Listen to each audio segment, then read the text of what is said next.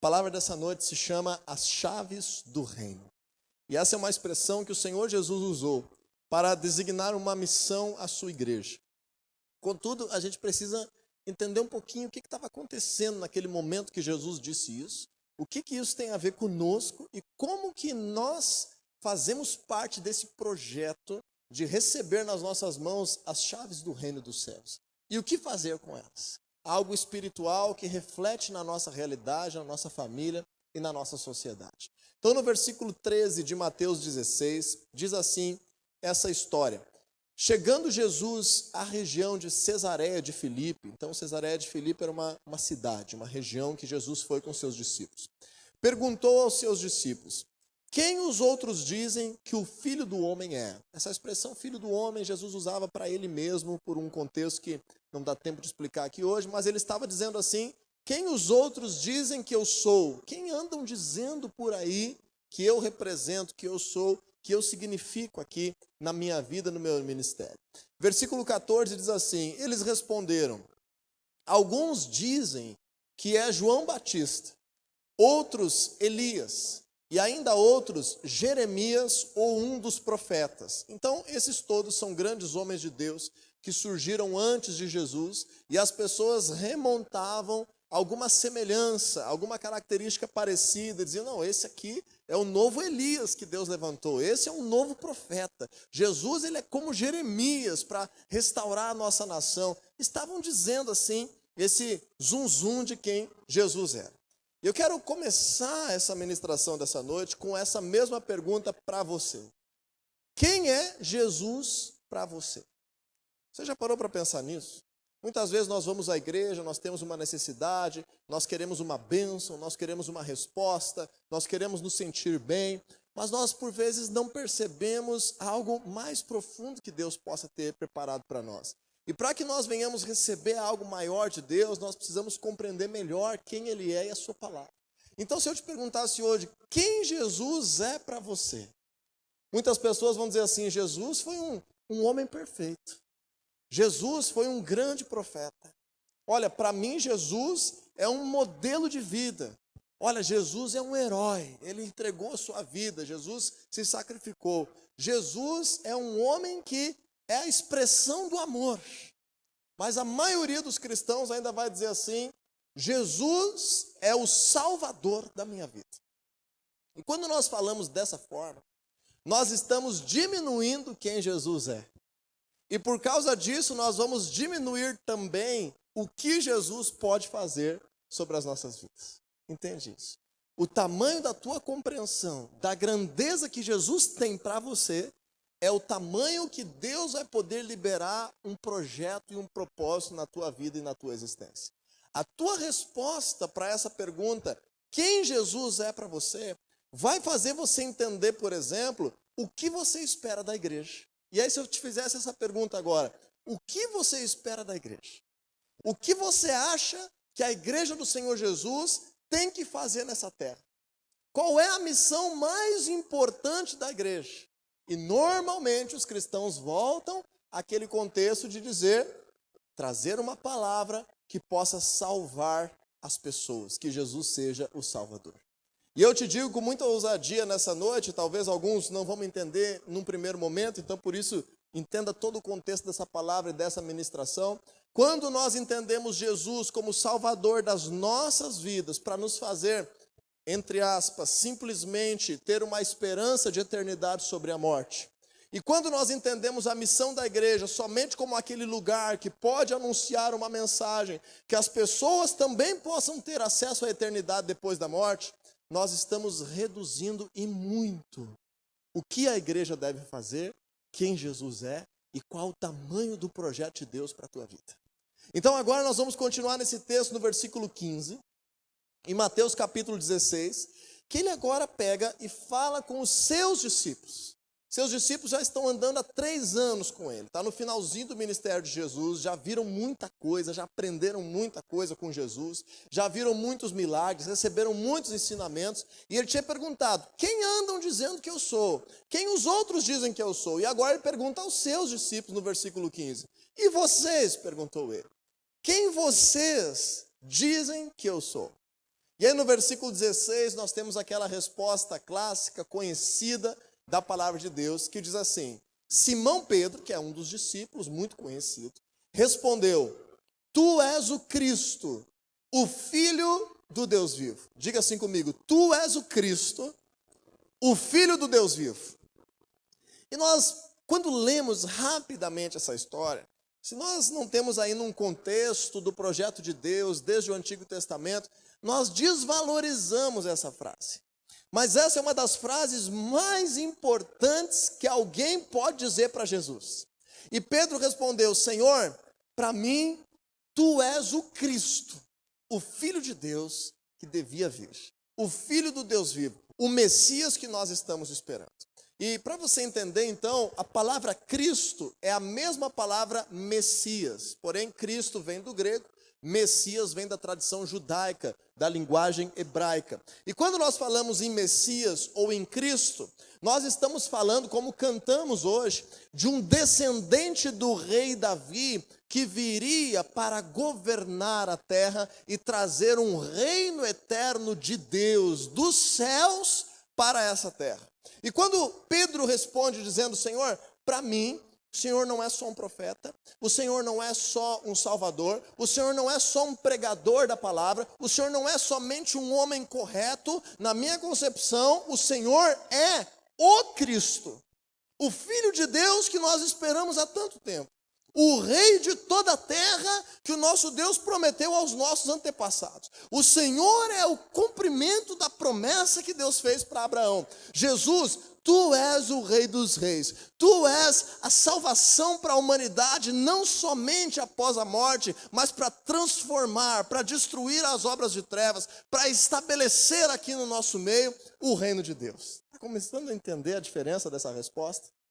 E aí Jesus baixa a bola de Pedro um pouquinho, no versículo 17, respondeu Jesus: Feliz é você, Simão, filho de Jonas, porque isso não foi revelado a você por carne ou sangue. Então Jesus disse: isso não veio de ti. Não tem como ter essa percepção apenas pela inteligência, ou analisando os fatos, ou olhando Jesus, como é que ele se comportava. Ele disse assim: mas por meu Pai que está nos céus. Ou seja, quando nós buscamos a Deus, o Espírito Santo de Deus precisa gerar em nós essa convicção, essa certeza, essa fé de quem Jesus é. E nós viemos lá de fora, nós viemos do mundo, nós viemos de uma situação talvez de não conhecer muito bem a palavra de Deus, com qualquer conceito sobre quem Jesus é. Nós viemos com qualquer ideia, não tem problema nenhum, somos livres para chegar na presença de Deus com qualquer preconcepção, com qualquer ideia, achando qualquer coisa. Mas quando nós vamos ser confrontados pela palavra de Deus, é o Espírito de Deus que nos convence que Jesus, ele é o Rei dos Reis. Jesus é o Cristo. Jesus é o Senhor de toda a terra. E isso se cumpriu na sua ressurreição, quando ele aparece aos seus discípulos, lá em Mateus capítulo 28, versículo 18, e ele diz assim: foi-me dada toda a autoridade nos céus e na terra. E quem é que tem toda a autoridade, gente, em um lugar, em uma nação, sobre o mundo? É o rei daquele lugar, é o Rei dos Reis, é o Senhor dos Senhores, é aquele que governa. E quando nós olhamos para a Bíblia com esse olhar, Jesus agora ele responde e complementa essa resposta de Pedro no versículo 18. Veja comigo Mateus 16, 18, que diz assim: e eu digo que você é Pedro, e sobre esta pedra edificarei a minha igreja, e as portas do Hades não poderão vencê-la. Esse é um versículo um pouco difícil de explicar, não vou esgotar ele aqui, não vou me ater aos detalhes técnicos, teóricos desse versículo, mas algo que nós precisamos compreender sobre as chaves do reino. Jesus estava dizendo assim: você é Pedro, e Jesus trouxe esse nome para Pedro como sendo uma pedra sobre a qual ele construiria algo, uma pedra com a qual ele contaria para fazer parte do edifício da igreja, do projeto de Deus chamado igreja nessa terra. Mas quando a gente lê rapidamente de novo esse texto, a gente remonta talvez a um conceito da igreja católica, que trouxe Pedro como sendo o pai da igreja, trouxe Pedro como sendo quase que o substituto de Jesus na terra, trouxe Pedro como sendo a pedra sobre a qual seria edificada a igreja, e não foi isso que Jesus disse. Quando Jesus diz assim, você é Pedro, a palavra Pedro significa uma pequena pedra. Uma pedra que será usada na construção. E era isso que Jesus estava dizendo. Pedro, porque você teve essa resposta, porque você teve esse entendimento, você será uma pedra a mais no meu projeto para fazer crescer a igreja nessa terra. Diga assim para a pessoa que está do teu lado, quando você entende que Jesus é o Cristo, você também é mais uma pedra importante nessa construção. E é isso que Jesus estava dizendo, não era para todos, porque naquele primeiro momento só Pedro reconheceu isso. Então muitas vezes as pessoas estão dentro da igreja e não estão sendo usadas por Deus para fazer a igreja crescer. As pessoas estão frequentando a igreja e Deus ainda não pode contar com elas como mais uma pedra para fortalecer esse edifício do projeto de Deus nessa terra. Porque nós precisamos primeiro entender quem Jesus é. E quando nós entendemos que Jesus é o rei, ele disse assim, você então vai ser mais uma pedra na minha construção, eu vou contar contigo. Mas ele continua dizendo assim, e sobre esta pedra, e aí o português nos trai aqui, porque em grego, no original que foi escrito, são duas palavras diferentes. Petros é uma pedra pequena, que revela o nome Pedro. E pedra é a palavra petra no grego, que é como se fosse um grande rochedo. É como se fosse uma pedra tão sólida e tão grande, que ela inteira pudesse servir de um alicerce para um grande edifício. E Jesus está dizendo, sobre esse alicerce, ou seja, sobre essa resposta, sobre esse entendimento que você teve, sobre a minha pessoa entendida como sendo o rei de toda a terra, eu vou edificar a minha igreja. E aqui a palavra igreja aparece pela primeira vez na Bíblia. É a primeira vez na Bíblia que aparece o termo, a palavra igreja. E aí ele diz o seguinte, essa igreja vai ser tão forte, essa igreja vai ser tão poderosa, que nem as portas do mundo dos mortos, que isso significa o Hades, ou em outras traduções diz as portas do inferno. Ele estava querendo dizer assim, nem o pior poder das trevas será capaz de vencer a minha igreja, no momento que ela entende que eu sou o rei. Tristemente, muitas igrejas acabaram fechando na pandemia. Tristemente, pastores entram em depressão, em burnout, acabam abandonando o seu ministério. Tristemente, algumas pessoas frequentam a igreja por um tempo, atrás de algo que Deus precisa fazer sobre a vida dela, e depois abandonam o projeto de Deus. Essas pessoas não fazem parte desse contexto que Jesus está dizendo.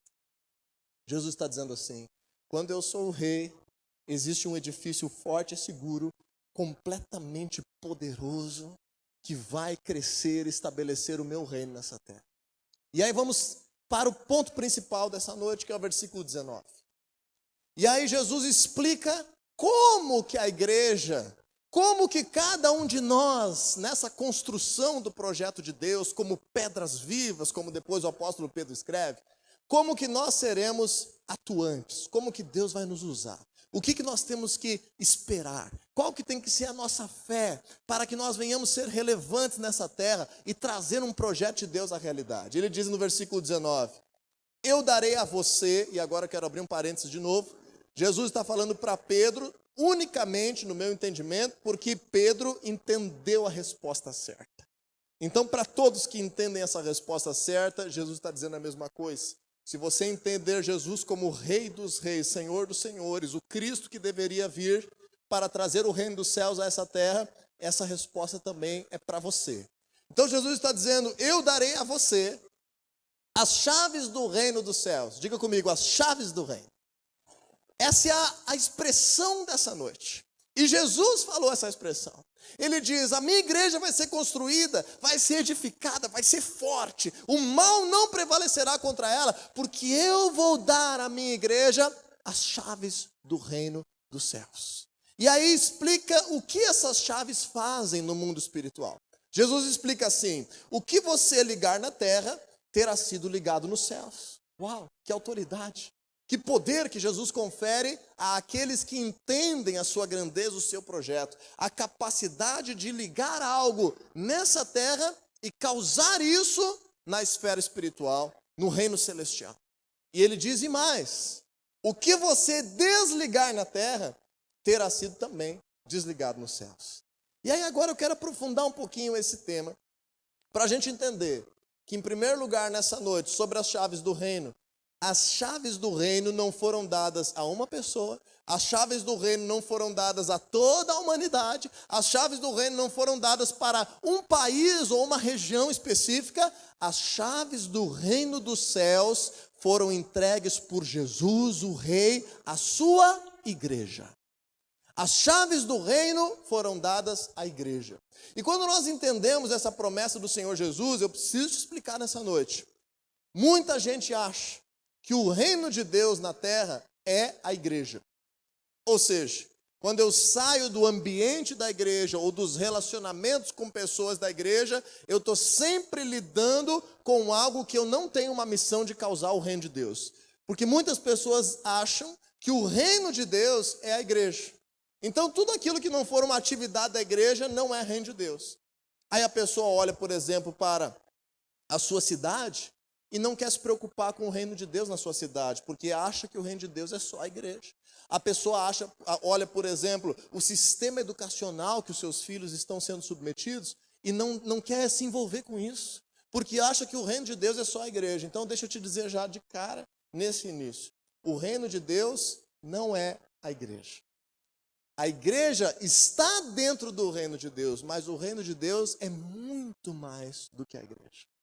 A igreja, sim, tem as chaves do reino dos céus, mas o reino de Deus é muito maior do que aquilo que nós podemos fazer como igreja.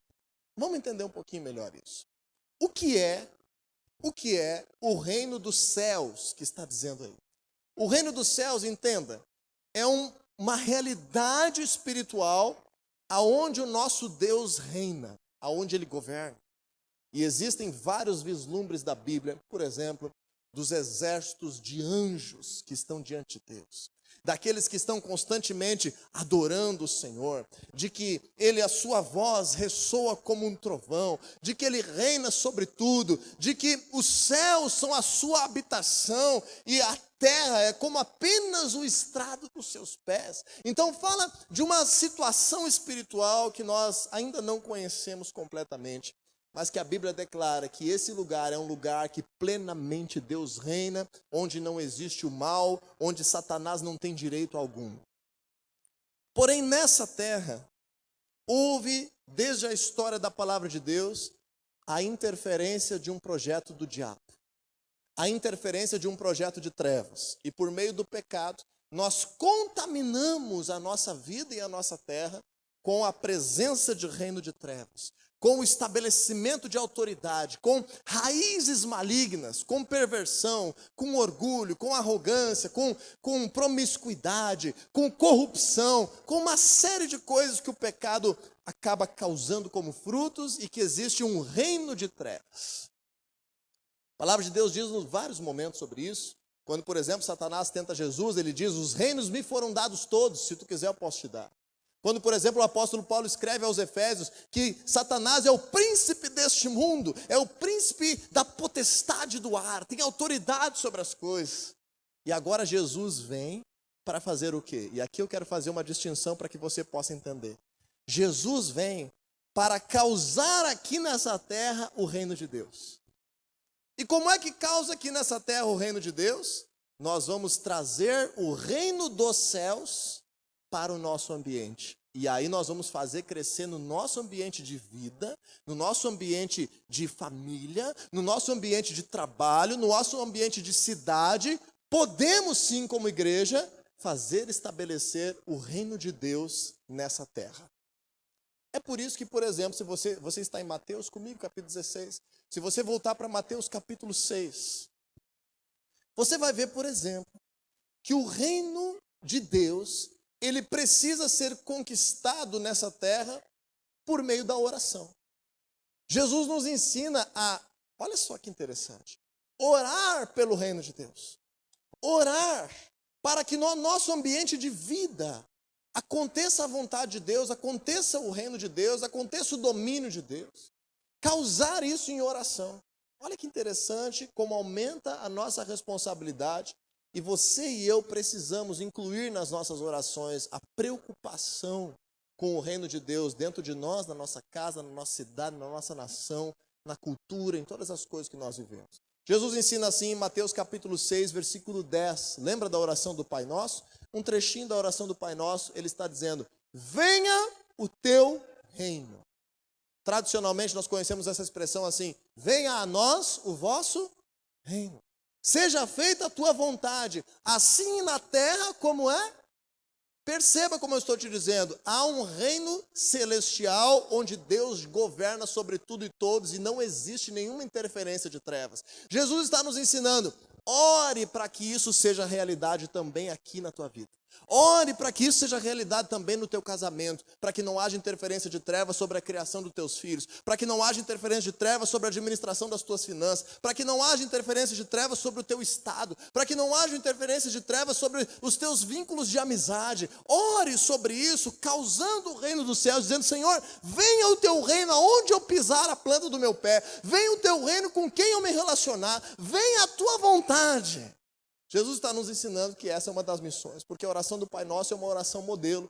Na mesma oração que a gente pede o pão de cada dia, na mesma oração que a gente pede perdão pelos nossos pecados, Jesus está nos ensinando, se preocupe com o reino de Deus acontecendo nessa terra. Segunda forma que a gente tem missão de Jesus para estabelecer o reino de Deus. Vou tentar ficar perto de Mateus aí, talvez a gente vai escapar um pouquinho. Mateus capítulo 12, versículo 28.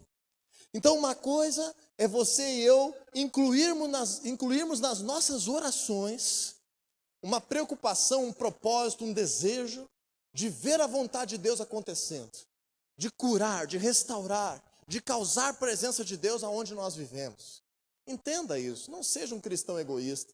Não queira viver uma vida abençoada enquanto o teu bairro está sofrendo. Não queira viver você uma vida abençoada enquanto a tua família está perecendo. Se preocupe em ser sim alguém que está cheio por dentro do reino de Deus, mas alguém que também se preocupa com o reino de Deus nesse ambiente de vida que Deus te presenteou. Em Mateus capítulo 12, versículo 28, Jesus disse assim: se é pelo Espírito de Deus que eu expulso demônios, então chegou a vocês o reino de Deus. Então agora nós vamos para um segundo nível, que Jesus conta conosco para estabelecer o reino com essas chaves que ele entrega nas nossas mãos. Fazermos guerra espiritual. Nos incomodarmos quando existir uma situação que o mal está tomando conta. Uma situação onde está crescendo a perversidade. Uma situação onde existe mentira. Muitas vezes os cristãos olham para situações assim e dizem assim: Deus me livre, deixa eu passar aqui do outro lado da rua, deixa eu me afastar dessa pessoa, deixa eu fugir disso. E aí o mal vai crescendo e as pessoas vão se escondendo nas igrejas. Essa é uma teologia que não é completa com relação àquilo que Jesus veio trazer. Nós aprendemos que o Senhor Jesus diz o seguinte: quando nós enfrentamos a obra de trevas, também em oração, mas agora no sentido de guerrear espiritualmente, quando expulsamos demônios, quando nos indignamos e dizemos: em nome de Jesus agora, essa pobreza vai embora, esse medo saia, essa enfermidade agora seja curada, esse mal cesse, esse demônio saia. Quando nós fazemos guerra espiritual, Jesus está nos dizendo: o reino de Deus está chegando naquele lugar. E em terceiro lugar, ainda em Mateus, no capítulo 6 de novo, me perdoe fazer esse vai e vem, mas é importante para que a gente venha construir o assunto e você entender, porque tristemente aí nessas pregações mais famosas do YouTube, do Instagram, pouca coisa a gente vê sobre isso, então vamos crescer nisso. Mateus 6,33, diz assim o Senhor Jesus de novo, ele está dizendo, veja como que o reino de Deus é um assunto recorrente na boca de Jesus. Ele está dizendo o seguinte: busquem, pois, em primeiro lugar, o que, gente? O aumento do meu emprego. É isso que Jesus está dizendo? Busque em primeiro lugar um marido bonito e sarado. É isso que Jesus está dizendo? Não. Rico, Jesus? Não, não é isso que Jesus está dizendo. Jesus está dizendo o seguinte: busque em primeiro lugar o reino de Deus e a sua justiça. E todas essas coisas serão acrescentadas. Que coisas, gente? Bota tema de casa aí para você. ler Mateus capítulo 6. Se você quiser um tema de casa para crescer nesse assunto, leia Mateus capítulo 6 e entenda que coisa Jesus está dizendo. Jesus está dizendo, sabe o quê? Preocupações da vida. Será que eu vou ter o que comer mês que vem? Como é que eu vou fazer para me vestir agora o ano que vem, que a criança está crescendo, precisa comprar um sapato novo, um abrigo, um blusão novo? Jesus está dizendo sobre coisas que a gente faz no dia a dia. Ele está dizendo, no teu dia a dia, no teu cotidiano, nas tuas conversas, nas tuas atitudes, priorize. Ele não está dizendo não busque isso, ele está dizendo priorize o reino de Deus. Então vamos fazer um resumão do que eu falei até agora. A gente recebe do Senhor Jesus as chaves do reino quando reconhecemos que Ele é rei. Isso já muda tudo. Em segundo lugar, nós podemos usar essas chaves por meio da oração, por meio da guerra espiritual, e por meio da nossa vida cotidiana, querendo se preocupar e priorizar, estar sempre antenado, onde é que não existe reino de Deus ainda, que eu sou um agente desse reino aqui, e eu vou priorizar, eu vou buscar causar o reino de Deus no momento em que eu estou vivendo. Quando nós entendemos isso, deixa eu fazer uma pincelada de novo contigo, em Mateus capítulo 16, versículo 19. Nós já lemos esse texto, mas vamos ler de novo. Mateus capítulo 16, versículo 19. Diz assim a palavra de Deus, parte B do versículo. O que você ligar na terra terá sido ligado nos céus. E o que você desligar na terra terá sido desligado nos céus. Entenda a grandeza e a profundidade desse versículo. Jesus não está dizendo assim, o que eu ligar na terra vocês vão descobrir que foi ligado nos céus. O que eu desligar nos céus vocês vão perceber que foi desligado na terra. É isso que Jesus está dizendo? Ele está dizendo, não é eu, serão vocês. Vocês que são meus discípulos, vocês que creem em mim, vocês vão receber as chaves do reino a tal ponto que você tem autoridade para causar algo nessa terra, ou seja, uma ação concreta, a tua atitude, o teu dia a dia, as tuas palavras, as tuas ações, os teus pensamentos nessa terra terão poder para ativar algo na esfera espiritual. Tanto para construir como para destruir. Tanto para fazer o bem, quanto para fazer o mal. Tanto para ativar algo, quanto para desconectar algo. E nós aprendemos isso, por exemplo, quando nós temos que construir a vontade de Deus na nossa vida, na nossa família, no nosso ambiente, na nossa nação. Mas ao mesmo tempo, nesse contexto de batalha espiritual, nós temos que destruir, não pessoas, obras de trevas, pensamentos pecaminosos. Temos que destruir uma cultura diabólica que possa estar ao nosso alcance, que possa estar no nosso meio. Então, quando a gente entende isso, nós aprendemos o seguinte: a igreja é responsável por estabelecer o reino de Deus nessa terra. A igreja é a responsável por estabelecer o reino de Deus nessa terra. Diga assim comigo, a igreja é a responsável por estabelecer o reino dos céus nessa terra. Isso nós chamamos de reino de Deus. Ou o reino dos céus na terra. Ou o reino do Senhor Jesus. Tem várias formas de falar isso biblicamente. Quando nós aprendemos isso, gente, veja que eu estou construindo contigo. Veja que nós estamos crescendo. Quando nós aprendemos isso, nós aprendemos que o reino de Deus, a vontade de Deus, o domínio de Deus, a redução, a diminuição, a destruição de obras de trevas, não é uma coisa que acontece assim naturalmente. Não é uma coisa que eu digo assim, eu vou cantar, que Deus me abençoe, e se eu fizer isso, vai vir o reino de Deus sobre todo esse mundo. Não é assim. De novo, Mateus capítulo 11, vamos passear em Mateus bastante. Mateus vai ficar famoso hoje. Mateus capítulo 11, versículo 12. Entenda comigo que nessa autoridade que nós temos, o reino de Deus ele não acontece de uma forma assim automática, por acaso, naturalmente, só por você ser uma pessoa que se comporta. O reino de Deus não acontece assim. O reino de Deus envolve uma guerra espiritual. O reino de Deus envolve entender e se posicionar. O reino de Deus envolve uma fé inabalável. E quando nós vemos Mateus capítulo 11, versículo 12, de novo, Jesus está dizendo. De novo, na boca de Jesus sai reino de Deus toda hora. E ele diz assim: desde os dias de João Batista até agora, o reino dos céus é tomado à força, e os que usam de força se apoderam dele. E o que significa isso? Não significa uma violência humana, significa uma violência espiritual. Significa uma fé intensa, significa um clamor decidido, significa uma indignação com aquilo que não vem de Deus, significa trabalho, significa esforço para causar a vontade de Deus aonde nós estamos vivendo. Então, por isso, eu quero ir para a parte final já dessa mensagem, para que a gente possa entender algo muito importante sobre a nossa missão como igreja e como cristãos nessa terra. Voltamos a Mateus capítulo 6, versículo 33. Eu não sei se você está conseguindo absorver tudo, se não conseguir, acessa lá depois, durante a semana, no nosso canal do Spotify, no podcast, ou lá no canal do YouTube, entra lá no Instagram da igreja, Família da Fé _ Viamão, você vai ter lá as redes sociais dos pastores, as mídias que nós temos disponibilizado para você estudar mais a fundo depois desse assunto. Então, em Mateus capítulo 6, versículo 33, diz assim: busquem, portanto, pois, em primeiro lugar, o reino de Deus, e todas as coisas serão acrescentadas. É dessa forma que a maioria dos cristãos lê esse versículo. É isso que está escrito nesse versículo, gente? É isso que está escrito na tua Bíblia? Não. O que está escrito aí? Está escrito assim: busquem, pois, em primeiro lugar, o reino de Deus e a sua justiça. E todas essas coisas vos serão acrescentadas. Por que eu tenho que enaltecer isso? Porque isso é uma coisa que quase ninguém fala e quase ninguém entende. O que é essa justiça do reino de Deus? Que Jesus diz que nós temos que buscar prioritariamente tanto quanto o reino de Deus. E aí a gente começa a crescer.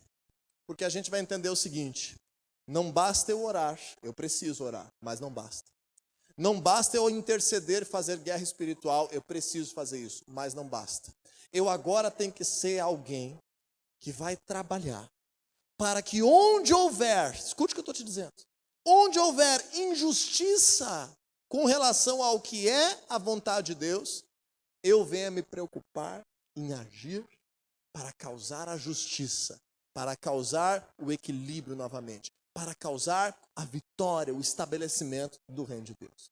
E quando nós vamos para isso, para esse conceito, a gente começa a entender o seguinte: essa justiça do reino são ações práticas, são posicionamentos das pessoas que pertencem ao reino de Deus, ou seja, dos cristãos, da igreja, daqueles que carregam a presença de Deus, os conceitos da palavra de Deus.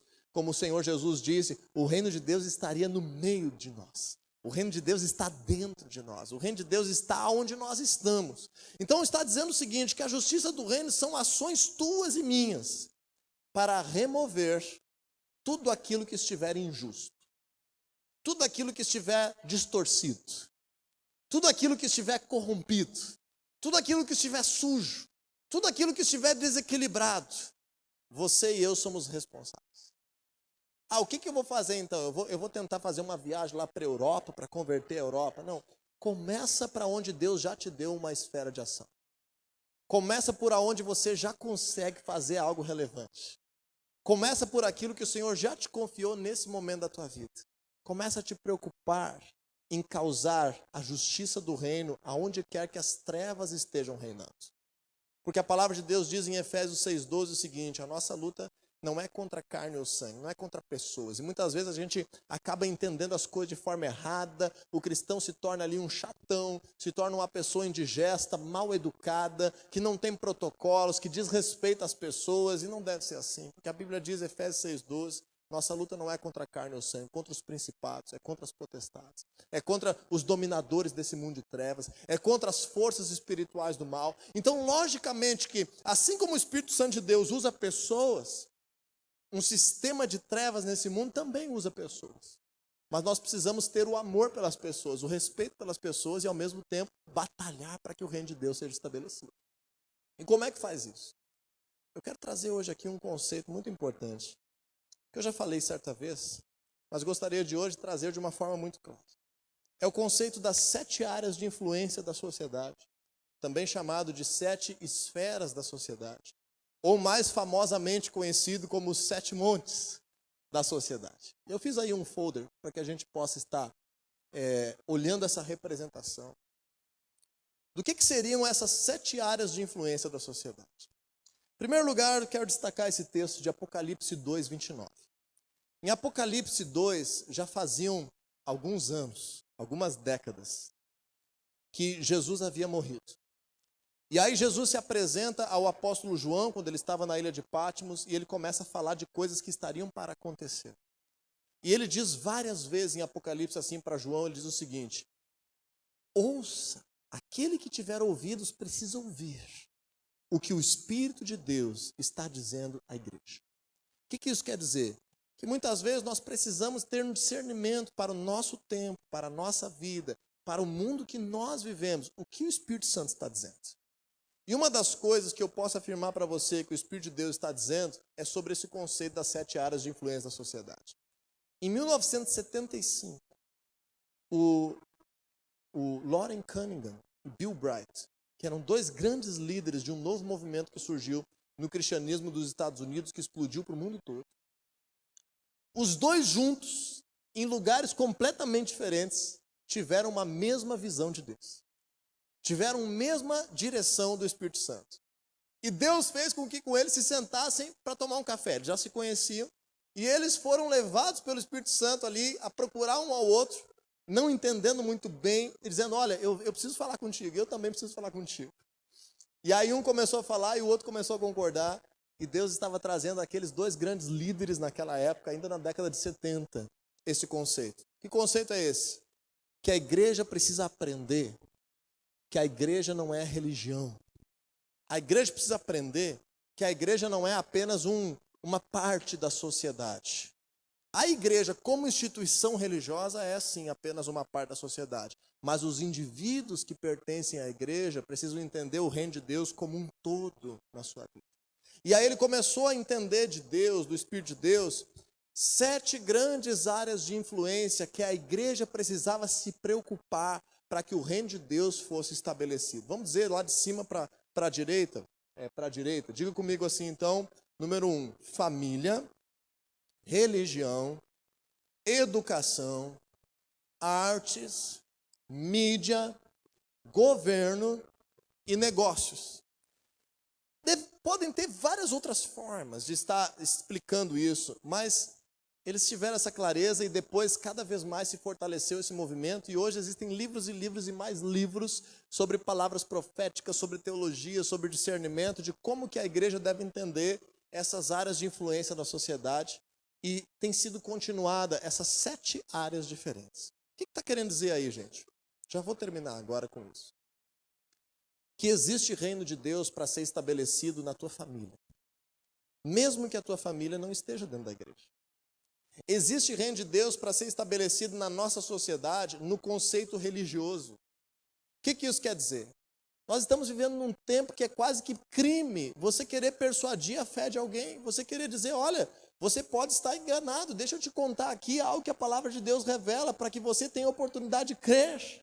Estamos caminhando para uma tendência cultural de que as pessoas daqui a pouco não vão poder pregar para outras aqui na nossa nação.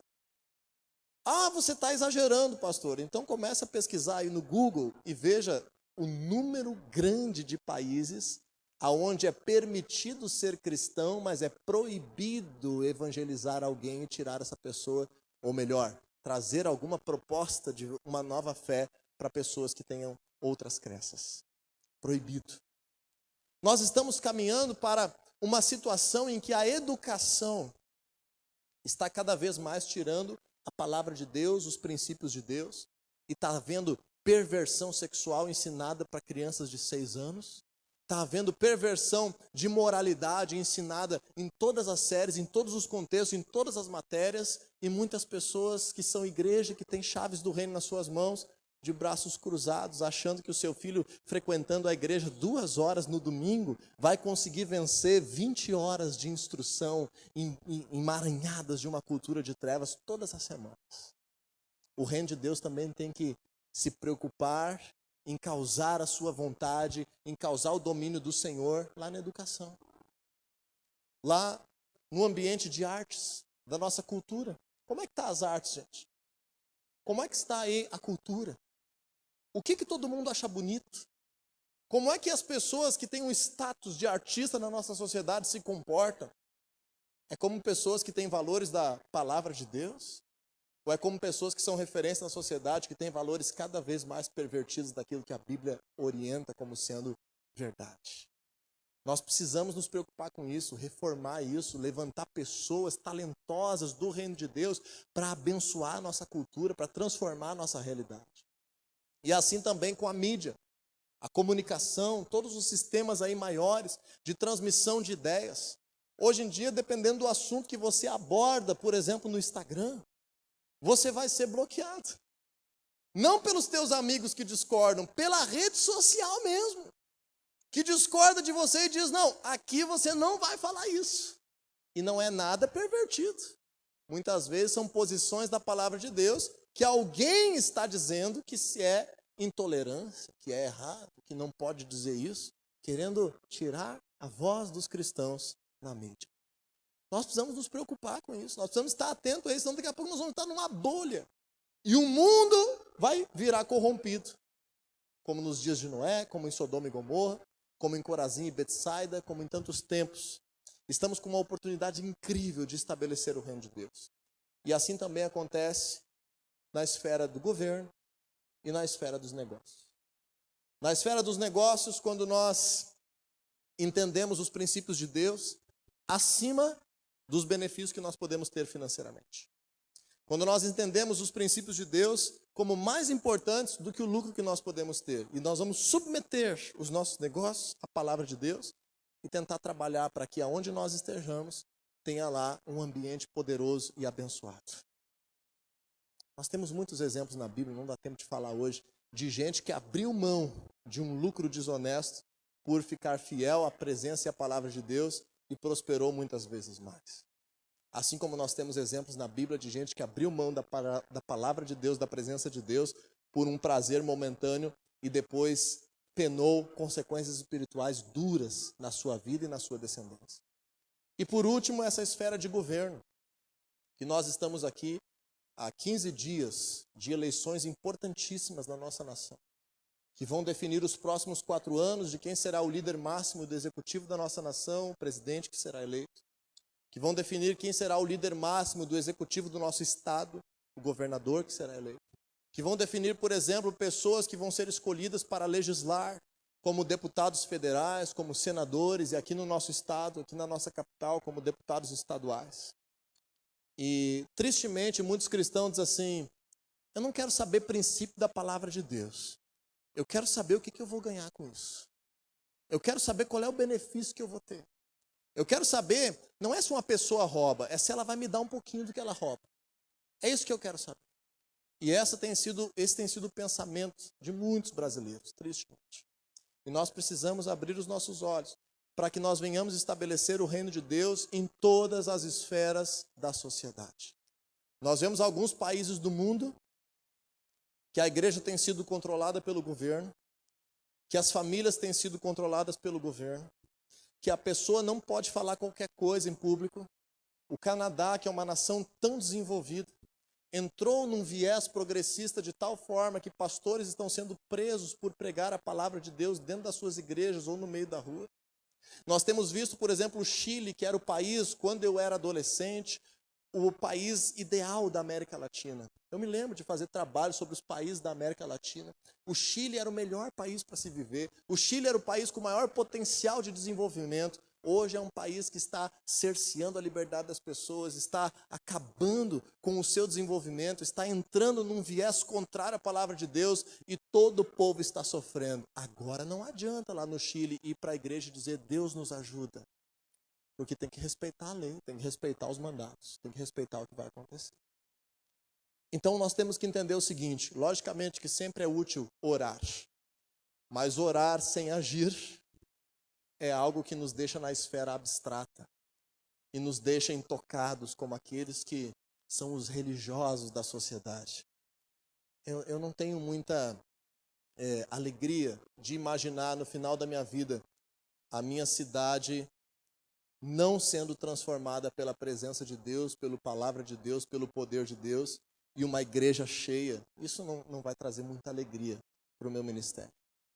A minha alegria vai ser eu ver ao longo dos anos que cada cristão que se converte está causando um mundo transformado em que o reino de Deus é estabelecido e as obras de trevas são dissipadas. Você tem nas tuas mãos as chaves do reino.